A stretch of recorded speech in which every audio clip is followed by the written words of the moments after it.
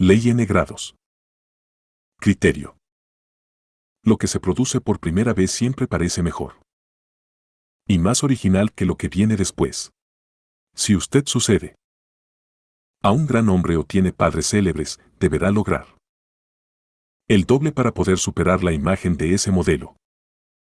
No se pierda en la sombra de esos grandes ni se quede estancado en un pasado que no es obra suya. Encuentre su propia identidad y reafírmela con su accionar diferente.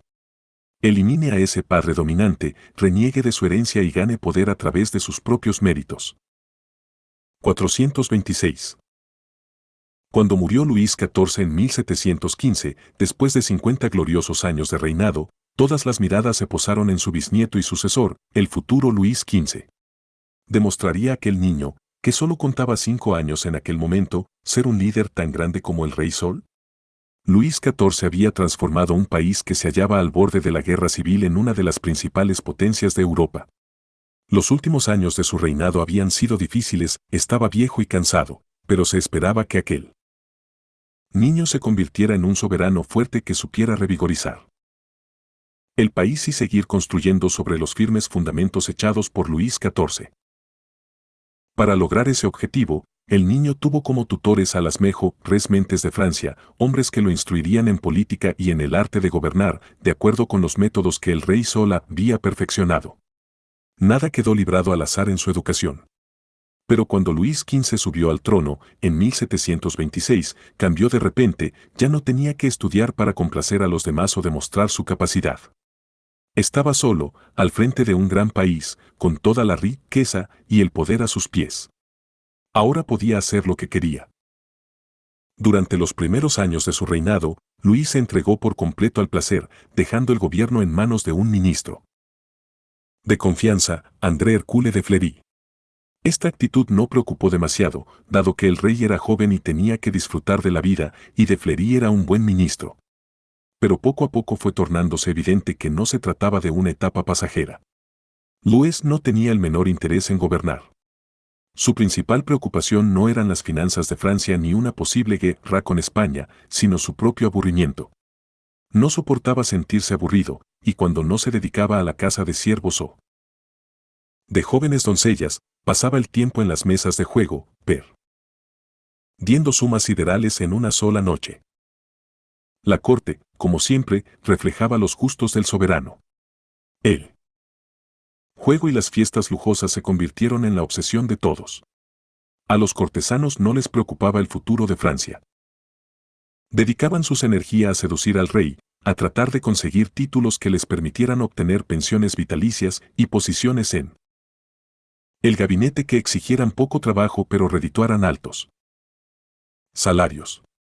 Los parásitos inundaron la corte y las deudas del Estado iban en constante aumento. En 1745 Luis se enamoró de Madame de Pompadour, una mujer de clase media que había logrado acceder a la corte gracias a sus encantos, su inteligencia y un buen matrimonio.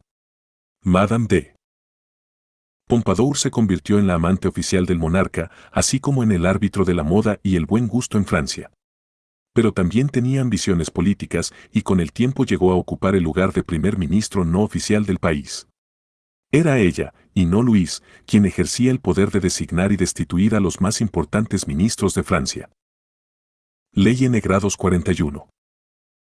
427. A medida que pasaban los años, Luis necesitaba cada vez más diversión. En los jardines de Versalles construyó un burdel, Parc aux Cerfs, en el que se alojaban algunas de las jóvenes más bellas de Francia. Pasajes subterráneos y escaleras ocultas permitían al rey acceder a ese sitio a cualquier hora del día o de la noche. Después de la muerte de Madame de Pompadour, en 1764, la sucedió, como amante del soberano, Madame du Barry, que pronto dominó la corte y, al igual que la Pompadour, comenzó a meterse en los asuntos de Estado. Si un ministro no le agradaba, lo despedía sin más trámites. Toda Europa quedó consternada cuando du Barry, hija de un panadero, logró la destitución de Etienne de Choiseul, el ministro de Relaciones Exteriores y el diplomático más capaz de Francia. El hombre le había demostrado demasiado poco respeto. A medida que pasaba el tiempo, farsantes, embaucadores y charlatanes se instalaron en Versalles y fomentaron el interés de Luis XV por la astrología, el ocultismo y los negocios fraudulentos. El joven y malcriado adolescente que se había hecho cargo del destino de Francia unos años antes, no había hecho sino empeorar con el paso de los años. El lema que llegó a identificarse el reinado de Luis XV fue, après moi, le déluge, después de mí, el diluvio, es decir, una vez que yo ya no esté, Francia bien puede pudrirse. Y, en efecto, cuando Luis XV murió, en 1774, desgastado por sus excesos, tanto el país como sus finanzas personales se encontraban en un estado desastroso. Su nieto, Luis XVI, heredó un reino que necesitaba con desesperación una reforma y un líder fuerte. Pero Luis XVI, aún más débil que su abuelo, no supo hacer otra cosa que observar pasivamente mientras el país se precipitaba hacia la revolución. En 1792, la república introducida por la Revolución Francesa declaró el fin de la monarquía y dio al rey un nuevo título, Luis el Último. Pocos meses después el monarca se encontró de rodillas en la guillotina, con la cabeza, a punto de caer, despojada de todo el brillo y el poder que el rey Sol había conferido a la corona francesa. Interpretación. A partir de un país que había caído en la guerra civil a fines de 1640, Luis Mi/Diagonal forjó la potencia más poderosa de Europa. Grandes generales temblaban en su presencia. Cierta vez, un cocinero cometió un error al preparar un plato y prefirió suicidarse antes que enfrentar la ira del rey. Luis XIV tuvo muchas amantes, pero el poder de esas mujeres terminaba en la alcoba. Pobló su corte con las mentes más brillantes de la época. El símbolo de su poder fue Versalles, se negó a aceptar la residencia de sus antepasados, el Louvre, e hizo construir su propio palacio en medio de la nada, como símbolo de que ese era el nuevo orden que él había fundado, un orden sin precedente.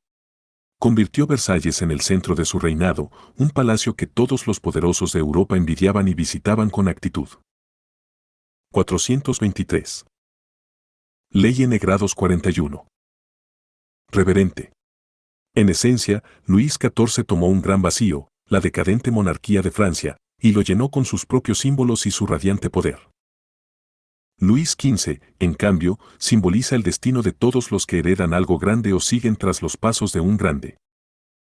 Parecería que para un hijo o un sucesor debería ser fácil construir sobre los sólidos cimientos que le ha dejado su predecesor, pero en el ámbito del poder suele suceder lo contrario.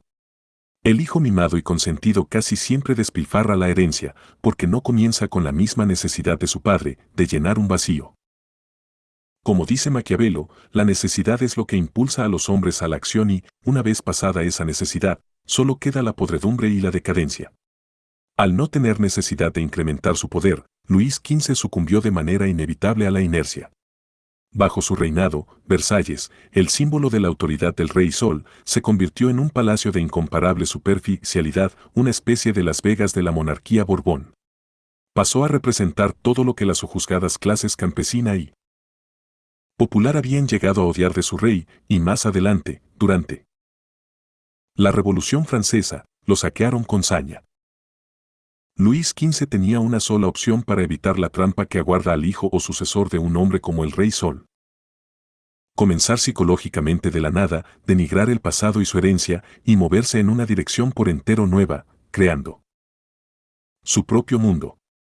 Suponiendo que usted pudiera elegir, le conviene evitar por completo una situación de este tipo y ubicarse en un lugar donde haya un vacío de poder y donde usted pueda ser quien pone orden en el caos, sin tener que competir con otro astro del firmamento. El poder depende de la habilidad de parecer más grande que los demás, y cuando usted queda opacado por la sombra del padre, del rey, del gran predecesor, difícilmente logre proyectar ese tipo de presencia. Pero cuando comenzaron a hacer hereditaria la soberanía, los hijos pronto degeneraron en relación con sus padres, y así, en lugar de tratar de igualar las virtudes de sus padres, consideraron que un príncipe no tiene otra cosa que hacer que superar a todos los demás en ocio, indulgencias y toda clase de placeres. Nicolás Maquiavelo, 1469 a 1527. El joven Alejandro Magno tenía una pasión dominante, una intensa aversión hacia su padre, el rey Filipo de Macedonia. Detestaba el estilo astuto y cauteloso con que Filipo gobernaba, sus rimbombantes discursos, su afición a la bebida y a las prostitutas, su gusto por la lucha libre y otras formas de perder él. Ley N. Grados 41. 429. Tiempo. Alejandro sabía que tenía que convertirse en exactamen. De lo contrario de su autoritario padre, se obligaría a ser audaz y temerario, controlaría su lengua, sería un hombre de pocas palabras y no perdería su precioso tiempo persiguiendo placeres que no otorgaran gloria alguna. Alejandro también guardaba resentimiento contra Filipo porque éste había conquistado la mayor parte de Grecia. Mi padre seguirá conquistando territorios hasta que a mí no me quede nada extraordinario que lograr, se quejó en cierta oportunidad. Mientras que otros hijos de padres poderosos se contentaban con heredar la riqueza y vivir una vida de distracción y placer, Alejandro quería superar a su padre, eliminar de la historia el nombre de Filipo superando sus logros. Alejandro se desesperaba por demostrar cuán superior era él a su padre. Cierta vez, un comerciante en caballos de Tesalia llevó un caballo campeón, de nombre Bucéfalo, para vendérselo a Filipo. Ninguno de los pajes del rey pudo siquiera acercarse al animal, era demasiado salvaje. Filipo insultó al hombre por llevarle una bestia tan inútil, y lo despidió. Al ver la escena, Alejandro comentó con desdén, ¿y qué caballo tan noble se están perdiendo por falta de capacidad y de coraje para montarlo? Varias veces repitió lo mismo, hasta que al fin Filipo se enojó y lo desafió a montar el caballo. Mandó llamar al comerciante, con el secreto deseo de que su hijo sufriera una dura caída y aprendiera una amarga lección. Pero fue Alejandro quien les dio una lección a todos, no solo montó a Bucéfalo, sino que consiguió hacerlo galopar, así domó al caballo que más adelante lo llevaría hasta la India. Los cortesanos aplaudieron con entusiasmo, pero Filipo bullía de furia por dentro, pues no veía en Alejandro al hijo diestro y capaz, sino a un rival que amenazaba con arrebatarle el poder. El desafío de Alejandro para con su padre se tornó cada vez más audaz. En una ocasión, los dos tuvieron una acalorada discusión delante de toda la corte y Filipo desenvainó la espada como para atacar a su hijo, pero, como había bebido demasiado vino, el rey se tambaleó. Alejandro señaló a su padre y dijo en tono burlón, hombres de Macedonia, he aquí el hombre que pretende pasar de Europa a Asia. No puede pasar de una mesa a la otra sin caerse. Alejandro tenía 18 años cuando un cortesano despechado asesinó a Filipo. Cuando la noticia del regicidio se difundió por toda Grecia, una ciudad tras otra se levantó en rebelión contra los regentes macedonios. Los asesores de Filipo aconsejaron a Alejandro, que ahora ocupaba el trono, que procediera con cautela y, al igual que el padre, conquistara con métodos certeros. Pero Alejandro estaba decidido a hacer las cosas a su manera, cruzó con sus fuerzas todo el imperio, reprimió las ciudades rebeldes y logró unir el territorio con brutal eficiencia. A medida que un joven rebelde va madurando, su lucha contra el padre suele diluirse y poco a poco el hijo empieza a parecerse al hombre al que deseaba desafiar. Pero el odio de 430. Y Ley N. Grados 41. Ley N. Grados 41. 431. Padres suelen envidiar el vigor y la juventud de sus hijos y desean controlarlos y dominarlos. Los hijos de ese tipo de hombres suelen convertirse en seres apocados y cautelosos, temerosos de perder lo que sus padres han ganado. El hijo nunca dejará de estar a la sombra de su padre, a no ser que adopte la estrategia audaz de Alejandro, menospreciar el pasado, crear su propio reino, poner al padre bajo su sombra en lugar de permitir que éste le haga sombra a él. Si usted no puede empezar de cero, sería necio renunciar a una herencia, al menos puede comenzar de cero en la fase psicológica, liberándose del peso del pasado y marcando una nueva dirección. Alejandro comprendió, en forma instintiva, que los privilegios de cuna son obstáculos en el camino hacia el poder. Por lo tanto, sea implacable con el pasado, no solo con su padre y el padre de éste, sino con sus propios logros pasados. Solo los débiles descansan sobre sus laureles y se vanaglorian de sus triunfos pasados. En el juego del poder nunca hay tiempo para descansar. En muchos reinos antiguos, por ejemplo en Bengala y en Sumatra, cuando el rey ya había gobernado durante varios años, sus súbditos lo ejecutaban. Esto se hacía, en parte, como un ritual. de renovación, pero también para evitar que el soberano se volviera demasiado poderoso, ya que en lo general intentaba establecer un orden permanente a expensas de otras familias y de sus propios hijos. En lugar de proteger la tribu y guiarla en tiempos de guerra, intentaba dominarla. Para evitar eso, lo mata. Van a golpes o lo ejecutaban en un elaborado ritual. Después, cuando ya no se hallaba físicamente presente y su gloria ya no podía subírsele a la cabeza, podían venerarlo como a un dios. Entretanto, el campo quedaba libre para establecer un nuevo y rejuvenecido orden. Esta actitud ambivalente y hostil hacia la figura del rey o del padre se refleja también en las leyendas de héroes que no conocen a su padre. Moisés, el arquetípico hombre de poder, fue hallado abandonado entre los juncos y nunca conoció a sus padres. Al no tener un padre con quien competir o que lo limitara, pudo alcanzar la cumbre máxima del poder. Hércules no tenía un padre terrenal, era hijo del dios Zeus. En los últimos años de su vida, Alejandro Magno difundió la historia de que lo había engendrado el dios Júpiter Amón y no Filipo de Macedonia. Este tipo de leyendas y rituales eliminan al padre humano porque simboliza el poder destructivo del pasado. El pasado impide al joven héroe crear su propio mundo, tiene que hacer las cosas como las hizo el padre, aunque éste haya muerto o carezca de poder. El héroe debe inclinarse ante su predecesor y venerarlo, someterse a la tradición y a lo precedente. Lo que tuvo éxito en el pasado debe trasladarse al presente, aún. 432. Ley N grados 41. Cuando las circunstancias hayan cambiado mucho. Para el héroe, el pasado significa también el peso de una herencia que teme perder, lo cual lo vuelve tímido y cauteloso. El poder depende de la habilidad para llenar un vacío, para ocupar un campo que ha sido despejado del peso muerto del pasado. Solo cuando la figura paterna haya sido debidamente desalojada, dispondrá usted del espacio necesario para crear y establecer un nuevo orden. Existen diversas estrategias que podrá adoptar para lograrlo, variaciones de la ejecución del rey, que disimulan la violencia del impulso y lo canalizan en formas socialmente aceptables.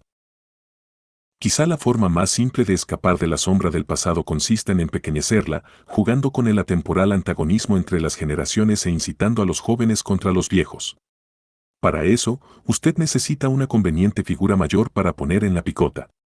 Mao Zedong, al enfrentar una sociedad que se resistía tenazmente al cambio, jugó con los reprimidos resentimientos contra la poderosa presencia del venerable Confucio en la cultura china. John F. Kennedy conocía los peligros que encierra el confundirse con el pasado, y por eso diferenció de manera radical su presidencia de la de su predecesor, Dwight Eisenhower, y también impuso diferencias con respecto a la década anterior, la de los 50, que Eisenhower encarnaba. Kennedy, por ejemplo, no jugaba el aburrido y paternal golf, símbolo de jubilados y privilegiados, y una de las pasiones de Eisenhower. Él, en cambio, jugaba al fútbol América, no en el césped de la Casa Blanca.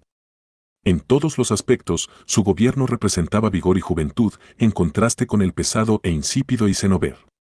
Kennedy había descubierto una vieja verdad: los jóvenes se enfrentan con facilidad a los viejos, pues ansían encontrar su propio lugar en el mundo y rechazan la sombra de sus padres. La distancia que usted establezca respecto de su predecesora menudo exige algún simbolismo, una forma de anunciarla públicamente. Louis May, por ejemplo, creó ese simbolismo cuando rechazó el tradicional Palacio de los Reyes de Francia y construyó su propio Palacio de Versailles. El rey Felipe I de España hizo lo mismo cuando creó su centro de poder, el Palacio de El Escorial, en el lugar que en aquel entonces era un páramo. Pero Luis XIV llevó el juego mucho más lejos. Él no sería un rey como su padre o sus otros antepasados, no llevaría corona ni cetro, ni se sentaría en un trono. Establecería un nuevo tipo de imponente autoridad con símbolos y rituales propios. Luis convirtió los rituales de sus predecesores en ridículas reliquias del pasado. Siga su ejemplo, nunca se permita seguir el camino de su predecesor. Si lo hace, nunca logrará superarlo. Usted debe demostrar que es diferente en forma palpable, estableciendo un estilo y un simbolismo que lo distingan. Ley N grados 41. 1.433. El emperador romano Augusto, sucesor de Julio César. 434 y AON grados 41 comprendió esta verdad. César había sido un gran general, una figura teatral cuyos espectáculos mantuvieron entretenidos a los romanos, un emisario internacional seducido por los encantos de Cleopatra, una figura de enorme fuerza. De modo que Augusto, a pesar de sus propias tendencias teatrales, compitió con César, pero no tratando de superarlo, sino de diferenciarse de él lo más posible, basó su poder en un retorno a la sencillez romana, una austeridad tanto en estilo como en sustancia. Contra la imponente y colorida memoria de César, Augusto presentaba una serena y masculina dignidad. El problema de tener un predecesor demasiado imponente radica en que llena con símbolos del pasado el panorama que se extiende ante usted. A usted no le queda espacio para crearse su propio nombre. Para manejar esa situación deberá buscar los vacíos, esas áreas de la cultura que han quedado vacantes y en las que usted puede ser la primera y principal figura en deslumbrar. Cuando Pendes de Atenas estaba a punto de lanzar su carrera como estadista, buscó algo que faltara en la política ateniense. La mayoría de los grandes políticos de su tiempo se habían aliado con la aristocracia, el propio Pendes tenía tendencias aristocráticas. Sin embargo, decidió unirse a los elementos democráticos de la ciudad. Su elección no tenía nada que ver con sus convicciones personales, pero le permitió iniciar una brillante carrera. A partir de la necesidad surgió un hombre para el pueblo. En lugar de competir en una arena llena de grandes líderes, tanto del pasado como del presente, se labraría un nombre en un sector donde ninguna sombra pudiese oscurecer su presencia. Cuando el pintor Diego de Velázquez comenzó su carrera, sabía que no podría competir en refinamiento y técnica con los grandes pintores del Renacimiento que lo habían precedido.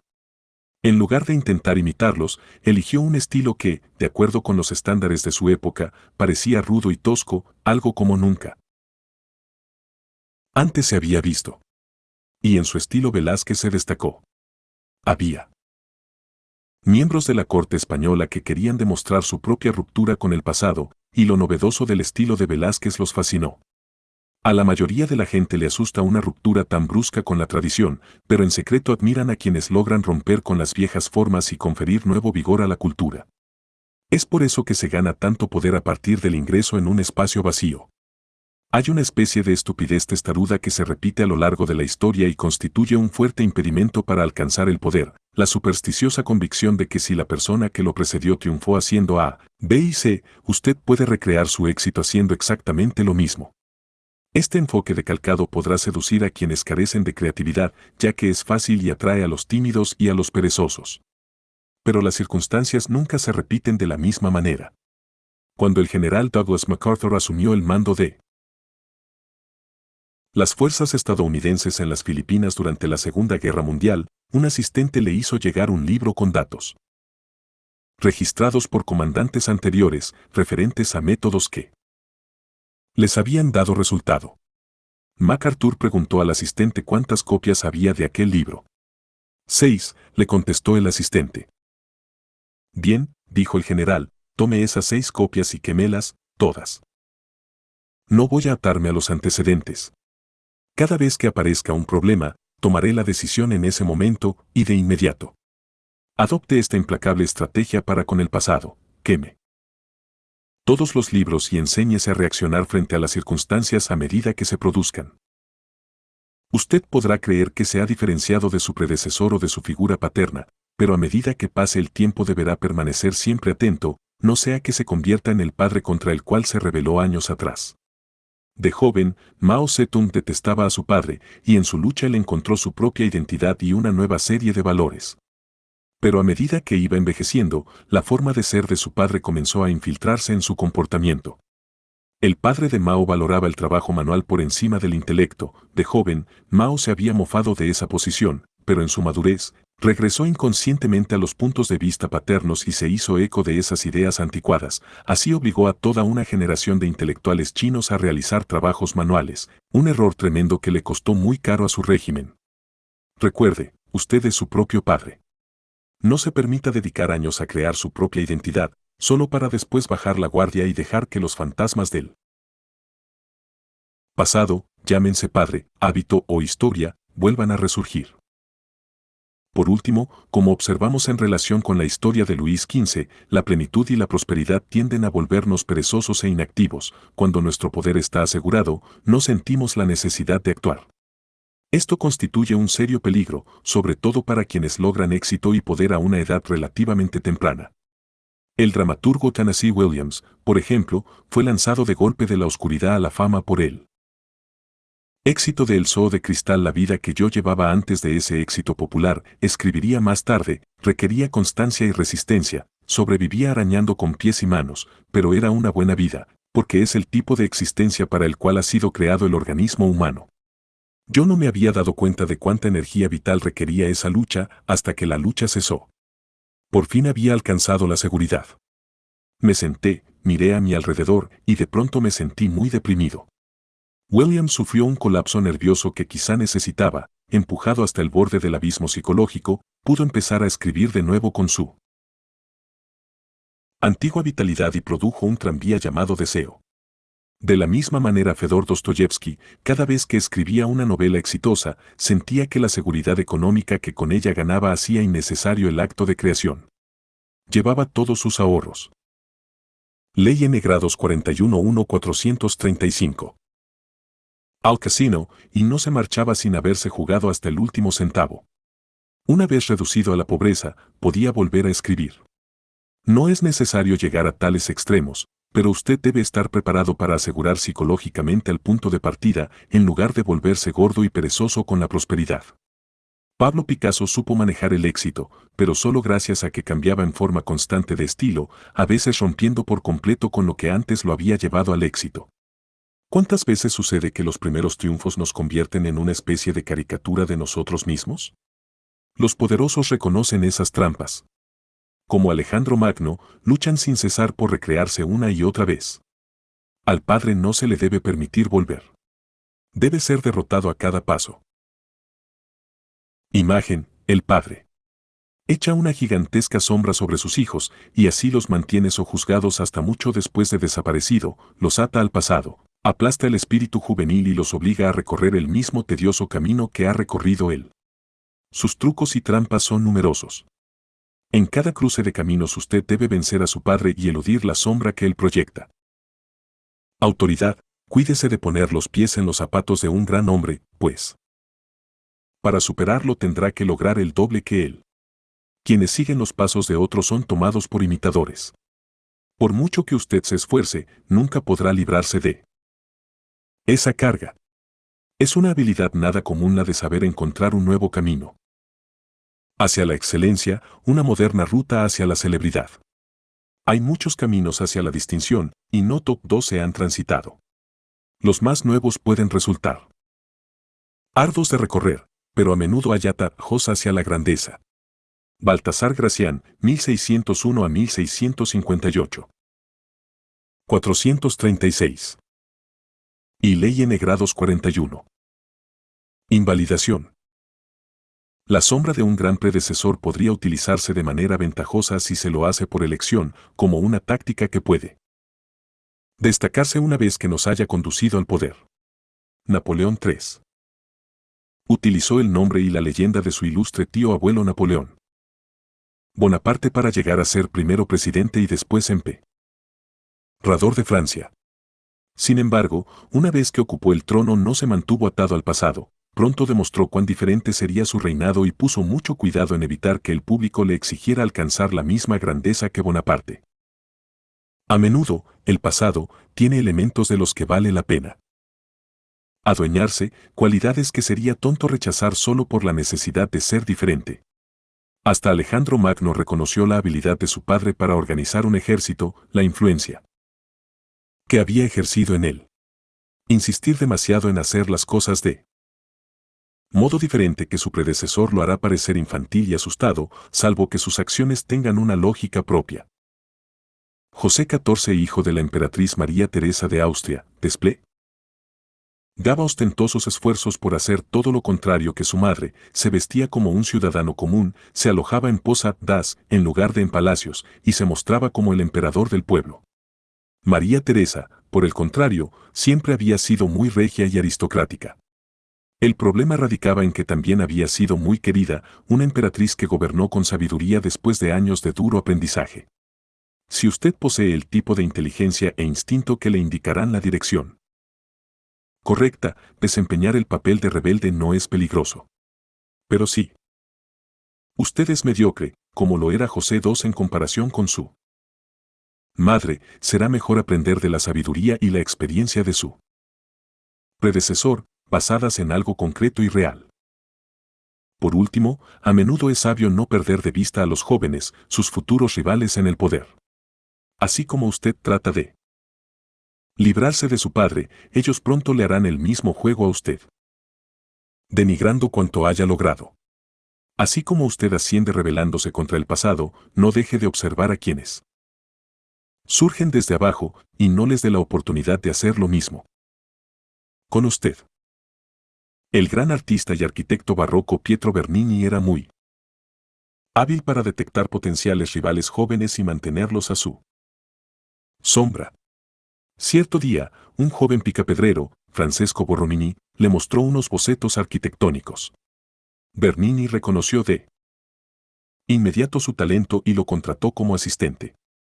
Esto encantó al joven, que recién se iniciaba, pero en realidad era solo una táctica para tenerlo cerca, manipularlo psicológicamente y crearle un complejo de inferioridad. Y, en efecto, a pesar del brillante talento de Borromini, Bernini goza de mayor fama. La estrategia empleada con Borromini fue una práctica que Bernini aplicó toda su vida. Cuando temía que el gran escultor Alessandro Algardi, por ejemplo, eclipsara su fama, se las ingenió para que Algardi, Ley N grados 41 y 437, solo pudiese conseguir trabajo como asistente suyo.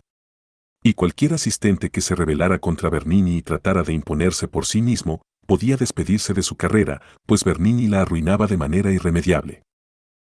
438. Y Ley N grados 41. Ley N grados. Crite Río. Los problemas suelen tener su origen en un solo individuo fuerte, el instigador, el subalterno arrogante, el sembrador de inquinas y resentimientos. Si usted deja espacio para el accionar de este tipo de individuo, otros sucumbirán a la influencia del personaje. No espere a que los problemas que él causa se multipliquen, y no trate de negociar con él, pues es irrecuperable. Neutralice esa influencia, aislándolo o eliminándolo. Recuerde que, muerto el perro, se acabó la rabia. 439. Observancia de la ley I. Hacia el final del siglo VIA-C, la ciudad-estado de Atenas destituyó a la serie de mezquinos tiranos que dominaban la política local desde hacía décadas. En su lugar establecieron una democracia que habría de perdurar por más de un siglo, una democracia que se convirtió en la fuente de su poder y en su más importante logro. Pero, a medida que la democracia evoluciona, también nacía un problema que los atenienses nunca habían debido enfrentar hasta ese momento, cómo manejar a quienes no se preocupaban por lograr la cohesión de una pequeña ciudad rodeada de enemigos que no trabajaban para contribuir a la gloria de su pueblo, sino que solo pensaban en sí mismos y en sus propias ambiciones y mezquinas intrigas. Los atenienses comprendieron que, si estos individuos quedaban libres de hacer lo que se les antojase, sembrarían la discordia, dividirían la ciudad en distintas facciones y despertarían ansiedades, todo lo cual podía conducir a la ruina de la democracia. El castigo violento ya no cuadraba con el nuevo y civilizado orden que los atenienses habían creado. En su lugar, los ciudadanos encontraron una forma más satisfactoria y menos brutal de lidiar con los egoístas crónicos. Cada año se reunirían en la plaza central y escribirían sobre un trozo de cerámica, un ostracón, el nombre del individuo al que querían desterrar de la ciudad por 10 años. Si un nombre determinado aparecía en 6.000 votos, esa persona sería instantáneamente exiliada. Si nadie obtenía 6.000 votos, la persona que acumulara la mayor cantidad de ostraca con su nombre sufriría por 10 años el ostracismo impuesto por la comunidad. Aquel ritual de expulsión se convirtió en una especie de festival en el que se celebraba la alegría de desterrar a los individuos irritantes que generaban angustia y ansiedad y querían elevarse por encima del grupo al que debían haber servido. En el año 490, Arístides, uno de los grandes generales de la historia ateniense, contribuyó a denotar a los persas en la batalla de Maratón. Además, fuera del campo de batalla, su ecuanimidad como juez le había ganado el apodo de El Justo. Pero con el correr de los años los atenienses habían llegado a tenerle cierta aversión. Hacía demasiada ostentación de su ecuanimidad y esto, según ellos, delataba disimulados sentimientos de superioridad y menosprecio por el hombre común. Su omnipresencia en la arena política ateniense comenzó a resultar odiosa, los ciudadanos se cansaron de oír el apodo El Justo. Temían que fuera el tipo de hombre prejuicioso y altanero que con el tiempo podía generar feroces divisiones entre ellos. En el año 482 a.C., a pesar de la valiosa destreza de Arístides en la guerra contra los persas, reunieron las ostracas necesarias para desterrarlo. Tras el ostracismo de Arístides, el gran general Temístocles. 440. A.D. 42. Surgió como el principal líder de la ciudad. Pero sus numerosas victorias y los honores de que fue objeto se le subieron a la cabeza, y también él se volvió arrogante y altanero, no cesaba de recordar a los atenienses sus triunfos en el campo de batalla, los templos que había construido, los peligros que había sabido alejar. De ese modo daba a entender que sin él la ciudad estaría perdida. Y así fue como, en el año 472 a.C., el nombre de Temístocles fue escrito en la ostraca y la ciudad se libró de su tóxica presencia. La figura política más importante de Atenas en el siglo VAC fue, sin lugar a dudas, Perides. Aunque varias veces se vio amenazado por el ostracismo, logró eludirlo manteniendo lazos estrechos con el pueblo. Quizás había aprendido, de niño, la lección que le enseñó su tutor preferido, el incomparable Damón, que se destacó de entre todos los atenienses por su inteligencia, su talento musical y su capacidad retórica. Fue Damón quien instruyó a Pendes en las artes del gobierno. Pero también él sufrió el ostracismo debido a sus aires de superioridad y a su actitud ofensiva hacia el hombre común, que generó demasiado resentimiento. Hacia fines de ese siglo vivió en Atenas un hombre llamado Hipérbolo. Casi todos los escritores de la época lo describen como el más despreciable de los ciudadanos. No le importaba lo que la gente pensara de él, e insultaba a quien quiera que no gozara de su simpatía, divertía a unos pocos pero irritaba a la mayoría. En el año 417 a.C. Hipérbolo vio su oportunidad para exaltar los ánimos contra los dos líderes políticos más fuertes de la época, Alcibíades y Nicias. Calculaba que uno de los dos fuera desterrado y entonces él pudiera ascender de posición. Su campaña parecía tener probabilidades de éxito, ya que los atenienses detestaban el estilo de vida lujoso y libertino de Alcibíades y desconfiaban de la fortuna y los aires de superioridad de Nicias. Era casi seguro que uno u otro reuniera la cantidad de votos que lo condenaría al ostracismo. Pero Alcibíades y Nicias, a pesar de que en otros aspectos eran enemigos, aunaron fuerzas y consiguieron que el desterrado fuese Hipérbolo. Solo el ostracismo, argumentaron, pondría fin a un personaje tan despreciable. Quienes anteriormente habían sufrido el ostracismo eran hombres poderosos y formidables. Hipérbolo, sin embargo, era un simple bufón, por lo cual los atenienses sintieron que su destierro había degradado ese castigo. Y así fue como abandonaron una práctica que durante casi 100 años había sido una de las claves para mantener la paz en Atenas. Interpretación: los antiguos atenienses tenían un instinto social que no existe hoy en día, parecería que el paso de los siglos lo ha desgastado. Eran ciudadanos en el verdadero sentido de la palabra, y eso les permitía percibir los peligros que entrañaba una conducta social. Ley N. Grados 42-441.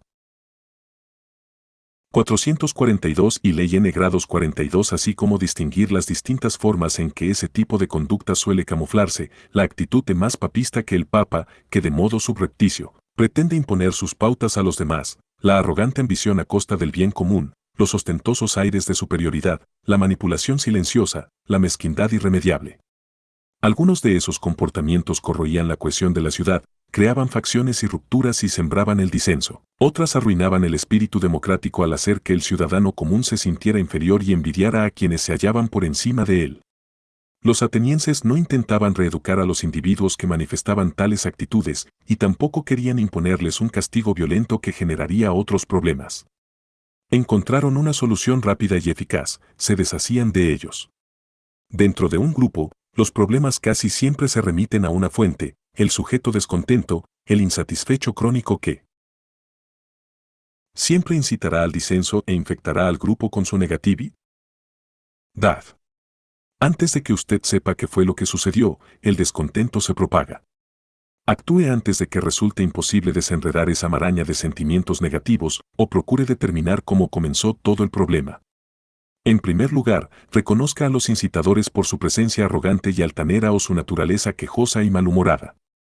Una vez que los haya detectado, no trate de reformarlos, contentarlos y serenarlos, pues eso solo empeorará las cosas. No los ataque, ni directa ni indirectamente, porque son de naturaleza tóxica y ponzoñosa y harán un trabajo subrepticio para destruirlo. Haga como los atenienses, destiérrelos antes de que sea demasiado tarde. Sepárelos del grupo antes de que se conviertan en el ojo de la tormenta. No les dé tiempo de generar tensiones y sembrar descontento. No les dé espacio para maniobrar. Deje que una persona sufra para que el resto pueda vivir en paz. Cuando un árbol se cae, los monos se dispersan. Proverbio chino. Observancia de la Ley 2. En 1296 los cardenales de la Iglesia Católica se reunieron en Roma para elegir un nuevo papa. Eligieron al cardenal Gaetani, porque era incomparablemente sagaz y sabría convertir al Vaticano en un gran poder. Tras tomar el nombre de Bonifacio VIII, Gaetani pronto demostró que era merecedor del alto concepto que de él tenían los cardenales. Planificaba con cuidado cada movimiento y no se detenía ante nada para lograr sus objetivos. Una vez en el poder, Bonifacio aplastó a sus rivales y unificó los estados papales. Las potencias europeas comenzaron a temerle y enviaron delegados a negociar con él. El rey alemán Albrecht de Austria hasta llegó a cederle algunos. Ley N. Grados 42. 443. La ciudad. Sin embargo, cuando el Papa se reunió con el poeta y los demás delegados florentinos, de inmediato los intimidó, como hacía con todo el mundo. Y arrodíllense a mis pies. Les gritó. Sométense a mí. En toda verdad les digo que no albergo en mí corazón otro deseo que el de fomentar la paz de ustedes. Subió. Gados por tan poderosa presencia, los florentinos escucharon al Papa, que les prometió cuidar de sus intereses. Luego les recomendó que regresaran a su ciudad y que dejaran a uno de sus miembros en el Vaticano para continuar las conversaciones. Bonifacio eligió al hombre que debía quedarse, Dante. Y si bien habló con la mayor de las cortesías, en esencia fue una orden. De modo que Dante permaneció en Roma. Y mientras el Papa seguía dialogando con él, Florencia se desmoronó. Al no contar con nadie que uniera a los blancos y víctimas de Carlos de Valois, que utilizaba el dinero del Papa para sobornar y sembrar discordias, los blancos se desintegraron, algunos pedían que se negociara, otros cambiaban de bando. Ante el enemigo dividido e inseguro, los negros los destruyeron al cabo de pocas semanas. Una vez que los negros reafirmaron su poder, el Papa permitió al fin que Dante se marchara de Roma. Los negros ordenaron a Dante que regresara a Florencia, para juzgarlo por traición. Cuando el poeta se negó, lo condenaron a morir en la hoguera si alguna vez volvía a ponerlos pies en Florencia. Y así Dante comenzó una miserable vida en el exilio, deambulando por Italia, desterrado de la ciudad a la que tanto amaba y a la que no regresó jamás, ni siquiera después de su muerte. Interpretación. Bonifacio sabía que, si encontraba un pretexto para alejar a Dante de la ciudad, Florencia se derrumbaría.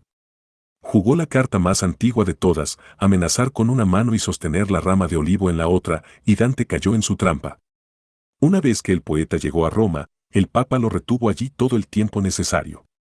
Porque Bonifacio entendía a la perfección uno de los principales preceptos del juego del poder: una persona decidida, un espíritu rebelde, puede convertir el rebaño de ovejas en un cubil de leones. Así que aisló al revoltoso. Sin su respaldo para mantenerlos unidos, las ovejas se dispersaron con rapidez.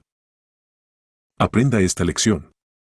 No pierda tiempo atacando en todas direcciones a un enemigo de muchas cabezas. Encuentre la única cabeza que importa, la persona que posee la voluntad o la inteligencia o, sobre todo, el carisma necesario para convertirse en líder. Luego, cueste lo que costare, aleje a esa persona, porque en cuanto haya desaparecido los poderes que ejercía perderán efecto. El aislamiento podrá ser físico, destierro o ausencia de la corte, político, debilitamiento de su base de apoyo, o psicológico, destrucción de su imagen en el grupo, mediante calumnia c. 444. ADN grados 42. Insinuaciones. El cáncer comienza con una única célula, estírpela antes de que se expanda y se vuelva incurable. En el pasado, toda una nación era gobernada por un rey y su puñado de ministros. Solo una élite disponía de poder. A través de los siglos el poder se ha repartido y democratizado en forma gradual.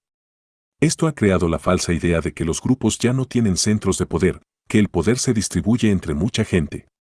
En la realidad, sin embargo, el poder ha cambiado en cantidad pero no en esencia. Podrá haber menos tiranos omnipotentes que rijan sobre la vida y la muerte de millones, pero sigue habiendo miles de tiranos mezquinos que gobiernan ámbitos más pequeños e imponen su voluntad a través de juegos de poder indirectos, carisma, etc. En cada grupo el poder se concentra en las manos de una o dos personas, dado que ese es un aspecto en el cual la naturaleza humana nunca cambiará. La gente se congrega en torno de una sola personalidad fuerte, como los planetas al describir su órbita alrededor de un sol. Actuar con la ilusión de que este tipo de centro de poder ya no existe significa cometer un error tras otro, derrochar tiempo y energía y nunca dar en el blanco. El hombre poderoso nunca pierde tiempo. Hacia afuera podrá simular seguir el juego, fingiendo que el poder es compartido por muchos, pero por dentro mantiene un ojo atento sobre los pocos que dominan el grupo. Y sobre estos hay que actuar.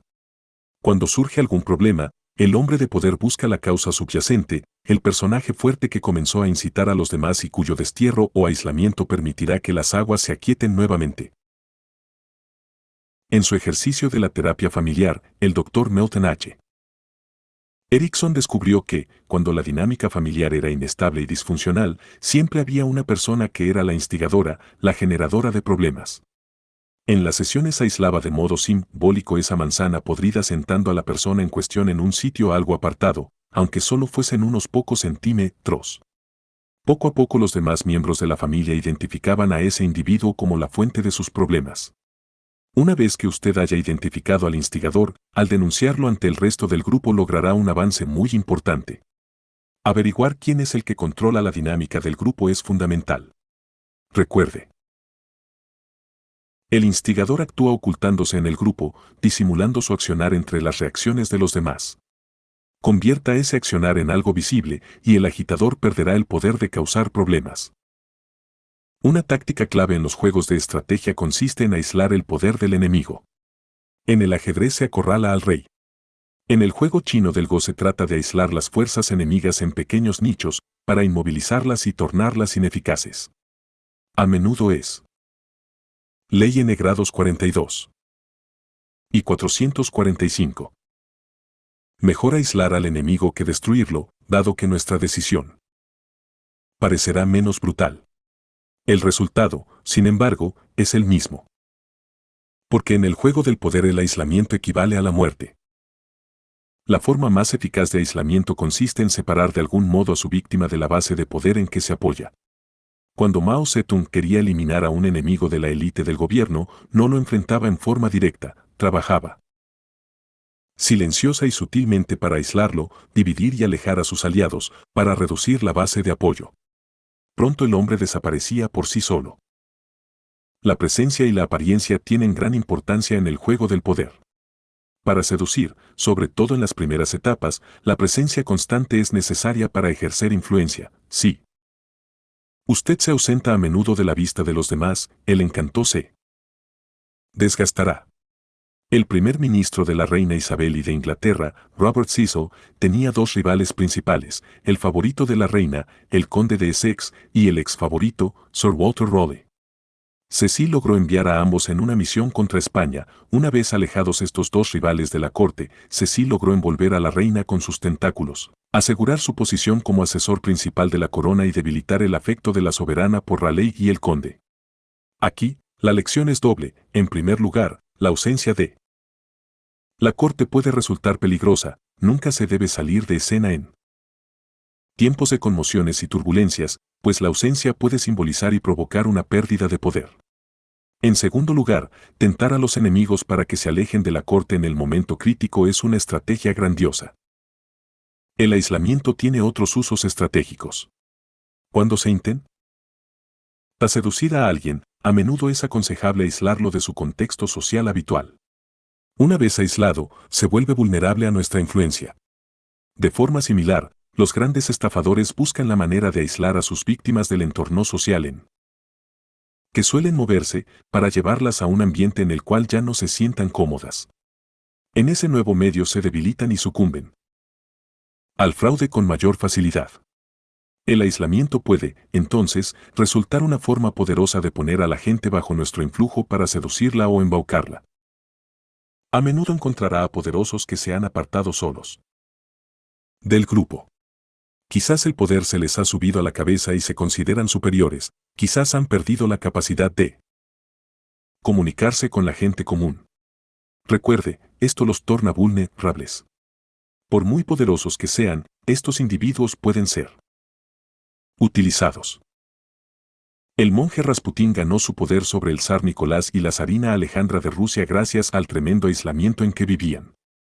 Sobre todo Alejandra que, al ser extranjera, se encontraba aún más apartada del común del pueblo ruso. Rasputín utilizó sus orígenes campesinos para congraciarse con ella, ya que la zarina deseaba con desesperación comunicarse con sus súbditos. 446. Una ley N grados 42. Ves que hubo ganado los círculos íntimos de la corte, Rasputín se volvió indispensable y logró gran poder. Apuntó directamente a la figura más poderosa de Rusia, la zarina dominaba a su esposo. Y comprobó que no tenía necesidad de aislarla, porque ese trabajo ya estaba hecho. La estrategia de Rasputín podrá darle gran poder, busque siempre a la persona que ocupa altas posiciones pero que a la vez se encuentra aislada de su entorno. Caerá en su regazo como fruta madura, será fácil de seducir y lo catapultará a usted hacia el poder. Una última razón para matar al perro rabioso, ya no habrá quien pueda contagiar la enfermedad. Cuando Hernán Cortés y Francisco Pizarro condujeron sus escasas fuerzas contra los imperios azteca e inca, no cometieron el error de luchar en diversos frentes ni se dejaron intimidar por el número de fuerzas armadas de sus adversarios. Capturaron a los reyes, Moctezuma y Atahualpa, y los vastos imperios cayeron en manos de los españoles. Desaparecidos los líderes, desaparece también el centro de gravedad, no hay nada en torno de la cual girar, y todo se desmorona. Apunte al líder, hágalo caer y aproveche las infinitas oportunidades que se le presentarán en medio de la confusión. Imagen, un rebaño de ovejas. No pierda su precioso tiempo tratando de robar una o dos ovejas. No arriesgue su vida y su integridad física atacando al perro que cuida el rebaño. Apunte al pastor. Aléjelo del rebaño, y los perros lo seguirán. Derrótelo y el rebaño se dispersará. Y usted podrá recoger las ovejas una por una. Autoridad, si elige un arco, elija el más fuerte. Si usa una flecha, use la más larga. Para matar de un tiro a un jinete, dispare primero contra el caballo. Para atrapar una banda de asaltantes, capture primero al líder. Así como un país tiene sus fronteras, la matanza de hombres tiene sus límites. Si el ataque del enemigo puede ser detenido, derribando al líder, ¿por qué causar más muertos y heridos de lo necesario? Tu Fu, poeta chino de la dinastía Tang, siglo Vil. Ley N grados 42. Y 447. Invalidación. Cualquier daño que usted haga a un hombre debiera ser infligido de modo tal que usted no tenga por qué temer su venganza, escribió Maquiavelo. Si usted actúa para aislar a su enemigo, asegúrese de que carezca de los medios para devolverle el favor. Es decir, si usted aplica esta ley, aplíquela a partir de una posición de superioridad, a fin de que no tenga nada que temer del resentimiento de los demás. Andrew Johnson, el sucesor de Abraham Lincoln como presidente de los Estados Unidos, consideraba a Ulysses S. Grant como un miembro incómodo y buscapleitos de su gobierno. De modo que lo aisló, para forzarlo a irse. Esto enfureció al poderoso general, que respondió: formando un grupo de apoyo en el Partido Republicano y postulándose para la presidencia. Habría sido más inteligente mantenerlo un poco al margen, a FM de que causara menos daño, que impulsarlo a la venganza. De la misma manera, a menudo podrá encontrarse con que es mejor mantener a una persona a su lado, donde usted pueda vigilarla, que crearse un furioso enemigo. Si lo tiene cerca, podrá ir socavándote lentamente la base, de modo que, cuando llegue el momento, bastará con moverla un poco para que se desmorone por completo. 448. Una ley N grados 42. Ley N grados. Criterio. La coerción provoca una reacción que, con el tiempo, puede actuar en contra de usted. Es necesario lograr, mediante maniobras de seducción, que los demás se muevan en la dirección que usted desea. Una vez seducida, la persona se convierte en su leal servidor. Y la forma más eficaz de seducir a alguien consiste en manejar con habilidad las flaquezas y la psicología del individuo. Debilite la resistencia del otro a través de la manipulación de las emociones, jugando con lo que el otro ama y valora, o lo que teme. Si usted ignora el corazón y la mente de los demás, terminarán odiándolo. H49. 1. 450 y Ley N grados 43 transgresión de la ley. Hacia el final del reinado de Luis XV, toda Francia parecía desesperada por un cambio. Cuando el nieto del rey y su designado sucesor, el futuro Luis XVI, se casó con la hija de la emperatriz de Austria, de solo 15 años de edad, los franceses sintieron nuevas esperanzas para el futuro. La joven novia, María Antonieta, era bella y rebosante de vitalidad. De inmediato cambió el clima de la corte, que había sido corrompido por los excesos de Luis XV. Incluso la gente común, que aún no la había visto, hablaba con entusiasmo de María Antonieta. Los franceses, hartos de la cantidad de amantes que habían dominado a Luis XV, deseaban servir a una nueva reina. En 1773, cuando María Antonieta recorrió por primera vez las calles de París, una muchedumbre entusiasta rodeó su carruaje. «Qué afortunada soy», escribió María a su madre, «de hallarme en una posición en la que se puede obtener tanto afecto a tan bajo costo». En 1774 falleció Luis XV y Luis XVI ascendió al trono. En cuanto se convirtió en reina, María Antonieta se abandonó a los placeres que más la divertían, dar órdenes y vestirse con las ropas y joyas más costosas que pudiera encontrar, llevar los peinados más elaborados de la historia, verdaderas esculturas que se elevaban hasta 90 centímetros por sobre su cabeza, y organizar una sucesión incesante de fiestas y bailes de disfraz. Todos estos caprichos los pagaba a crédito, sin preocuparse por el costo ni por quién pagaría las cuentas. El máximo placer de María Antonieta fue la creación y el diseño de un jardín del Edén privado en el Petit Trianon, un castillo situado en los campos de Versalles, con bosques propios. Los jardines del Petit Trianon debían ser lo más natural posible, hasta en el musgo aplicado a mano sobre los árboles y las rocas. Para aumentar aún más el efecto pastoral, la reina contrató campesinas para que ordeñaran las más hermosas vacas del lugar, lavanderas y queseros ataviados con trajes que la propia reina ayudó a diseñar y pastores para que cuidaran las ovejas que pastaban por el parque, con cintas de seda alrededor del cuello. Cuando inspeccionaba los corrales, contemplaba a sus campesinas ordeñar la leche, que caía en vasijas de porcelana elaboradas en la fábrica de cerámica real. Para pasar el rato, María Antonieta juntaba flores en los bosques que rodeaban el Petit Trianon o miraba trabajar a sus buenos campesinos. Aquel lugar se convirtió en un mundo aparte, ella comunidad se limitaba a los selectos favoritos de la reina. Con cada uno de sus nuevos caprichos se elevaba el costo de mantenimiento del Petit Trianon. Entretanto, Francia se deterioraba cada vez más, el hambre y el descontento se extendían por toda la población. Incluso los cortesanos, socialmente aislados, hervían de resentimiento, pues la reina los trataba como si fuesen niños. Lo único que le importaba eran sus favoritos, cada vez menos numerosos. Pero esto no preocupaba a María Antonieta. Ni una sola vez, durante todo su reinado, leyó un informe de alguno de los ministros. Ni una sola vez recorrió las provincias para ganar la adhesión del pueblo. Ni una sola vez se acercó a los parisienses o recibió alguna delegación. No hacía nada de todo eso porque, como reina, sentía que la gente tenía obligación de quererla, sin que ella debiera retribuirles. En 1784 la reina se vio envuelta en un escándalo. Como parte de un elaborado fraude, el collar de diamantes más costoso de Europa había sido comprado a su nombre. Durante el juicio a los estafadores, el pródigo estilo de vida de la reina salió a relucir en público, la gente se enteró de las sumas que gastaba en joyas y vestidos y bailes de disfraces. La apodaron Madame Déficit y de ahí en adelante se convirtió en blanco del creciente resentimiento del pueblo. Cuando aparecía en su palco, en la ópera, el público la recibía con silbidos.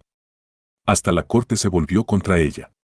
Porque mientras ella despilfarraba el dinero, el país iba camino a la bancarrota. 5 años después, en 1789, tuvo lugar un hecho sin precedente, el estallido de la Revolución Francesa. La reina no se preocupó. Parecía pensar, dejemos que la gente haga su pequeña revolución, pronto todo volverá a la normalidad, y yo podré reanudar mi vida de placer y despilfarro. Aquel año la gente marchó sobre Versalles, obligando a la familia real a desalojar el palacio y trasladar su residencia a París. Esto fue un triunfo para los rebeldes, pero a la vez daba a la reina la oportunidad de cerrar las heridas que había abierto y establecer contacto con la gente. Sin embargo, la soberana no había aprendido la lección. Durante su estadía en París no salió ni una sola vez del palacio. Sus súbditos podían pudrirse en el infierno, por lo que a ella atañía. En 1792 la pareja real fue trasladada del palacio a la prisión, dado que la revolución había declarado oficialmente el fin de la monarquía. Al año siguiente Luis XVI fue juzgado, hallado culpable y ejecutado en la guillotina. Mientras María Antonieta aguardaba la misma suerte, ni un alma salió en su defensa, ni uno de sus amigos de la corte, ni uno de los otros monarcas de Europa, que, como miembros de las familias reales de sus propios países, tenían muy buenos motivos para demostrar que no se podía hacer una revolución sin recibir el castigo correspondiente, ni siquiera su propia familia, incluido a su hermano, que ocupaba el trono de Austria. Se había convertido en una paria del mundo. En octubre de 1793 se arrodilló en la guillotina. Sin asomo de arrepentimiento, caprichosa y desafiante hasta el final. Interpretación. Desde muy joven, María Antonieta fue peligrosamente malcriada. Como pequeña princesa en Austria, no conoció otra cosa que mimos, elogios y adulaciones. Como futura reina, se convirtió en el centro de atención de la corte francesa. Nunca. Ley N grados 43 y 451. 452 Ley N grados 43 aprendió a agradar o complacer a otros ni a actuar de acuerdo con la psicología de cada uno. Nunca tuvo que hacer el menor esfuerzo para conseguir lo que deseaba. Y, como toda persona malcriada desde muy pequeña, se convirtió en un monstruo de insensibilidad.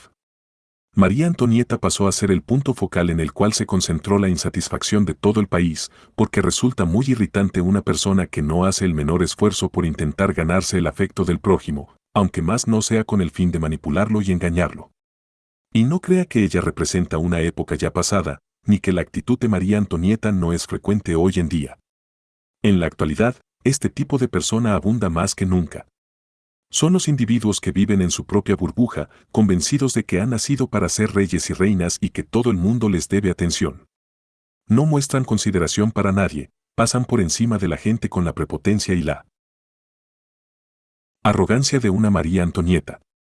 Malcriados y consentidos de niños, de adultos siguen creyendo que todo debe caerles del cielo, seguros de su encanto, no hacen el menor esfuerzo por agradar, seducir o persuadir a los demás. En el ámbito del poder este tipo de actitud resulta desastrosa. En todo momento es necesario prestar atención a quienes nos rodean, distinguir la psicología de cada uno, adecuar nuestras palabras a lo que sabemos les encantará o lo seducirá. Cuanto más alta sea la posición que usted ocupe, tanto más necesitará mantenerse conectado con el corazón y la mente de quienes se hallan por debajo, de modo de crear una base que le permita permanecer en la cumbre del poder. Sin esa base, su poder tambaleará y al mínimo cambio de fortuna sus inferiores contribuirán con gran placer a su caída. Observancia de la ley. En el año 225, Zhuge Liang, maestro estratega y principal ministro del soberano de Su en la antigua China, se vio enfrentado a una situación peligrosa. El reino de Wei había dispuesto un ataque total a su desde el norte. Lo más peligroso De todo era, sin embargo, que Wei se había aliado con los estados bárbaros del sur de Su, dirigidos por el rey Menguo. Zhuge Liang tenía que resolver el problema de esta segunda amenaza antes de poder esperar rechazar a Wei en el norte. Mientras Zhuge Liang se preparaba para marchar hacia el sur, contra los bárbaros, un sabio de su campamento le ofreció consejo. Era probable que Liang derrotara a Menguo, pero en cuanto se dirigiera al norte para contener a Wei, Menguo volvería a invadir el país por el sur. Es mejor ganar corazones que ciudades, dijo el sabio. Es mejor luchar con corazones que con armas. Espero que consiga ganar los corazones de esa gente. Usted lee mis pensamientos, respondió Zhuge Liang. Tal como esperaba Liang, Menguo lanzó un poderoso ataque contra Su. Pero Liang le tendió una trampa y consiguió capturar gran parte del ejército de Menguo, incluido el propio rey. En lugar de castigar o ejecutar a los prisioneros, separó a los soldados del rey, les quitó las cadenas, los agasajó con comida y con vino, y les dijo, sé que son todos hombres rectos. Creo que todos tienen padres, esposas e hijos que los esperan en su hogar y en este momento, sin duda, están llorando amargas lágrimas al pensar en la suerte de ustedes. Los liberaré para que puedan retornar a sus hogares, junto a sus seres queridos, y llevarles tranquilidad. Los hombres le agradecieron con lágrimas en los ojos. Luego Liang mandó llamar a Menguo. Si te libero, le preguntó, ¿qué harás? Volveré a juntar mi ejército, contestó el rey, y lo conduciré hacia una batalla decisiva contra Su. Pero si me capturas de nuevo, me someteré a su superioridad. Liang no solo ordenó liberar a Menguo, sino que le obsequió un caballo y una montura. Cuando sus tenientes, furiosos, le preguntaron por qué había actuado así, Liang les dijo, puedo capturar a ese hombre con la misma facilidad con que saco algo de mi bolsillo. Estoy tratando de ganar su corazón. Cuando lo logre, la paz en el sur ocurrirá por sí sola. Tal como había anunciado, Menguo volvió a atacar. Pero sus oficiales, a quienes Liang había tratado tan bien, se rebelaron contra él y lo entregaron prisionero a Liang, quien le formuló la misma pregunta que la vez anterior. Menguo replicó que no había sido derrotado por su adversario, sino traicionado por sus propios oficiales y que volvería a luchar, pero si Liang lo capturaba una tercera vez, se rendiría ante su superioridad. Durante los meses siguientes, Liang, con su estrategia, capturó a Menguo una tercera, una cuarta y una quinta vez. En cada ocasión las tropas de Menguo se mostraban más descontentas. Como Liang los había tratado con gran respeto, habían perdido el ánimo de luchar contra él. Pero cada vez que Zhuge Liang pedía a Menguo que se sometiera a su autoridad, el gran rey presentaba una nueva excusa, que lo habían engañado, que había tenido mala suerte y otras semejantes. Después de la quinta vez, prometió que, si Liang lo capturaba una vez más, se sometería y no lo traicionaría. Y Liang volvió a dejarlo ir. Cuando capturó a Menguo por sexta vez, Liang repitió la misma pregunta. Si me capturas una séptima vez, respondió Teuno Rey, te seré absolutamente leal y no volveré a rebelarme contra ti. Muy bien, repuso Liang. Pero si te capturo una vez más, no volveré a liberarte. Esta vez Menguo y sus soldados huyeron hasta el rincón más distante del reino, la región de Buje. Después de haber sido derrotado tantas veces, a Menguo le quedaba una sola esperanza, pedir ayuda al rey Butugu de Buje, que poseía un ejército enorme y feroz. Los guerreros de Butugu llevaban una ley N grados 43 y 453. 454 y Aiwa N grados 43 armadura de tupida trama de zarcillos empapados en aceite y luego secados hasta alcanzar una dureza impenetrable.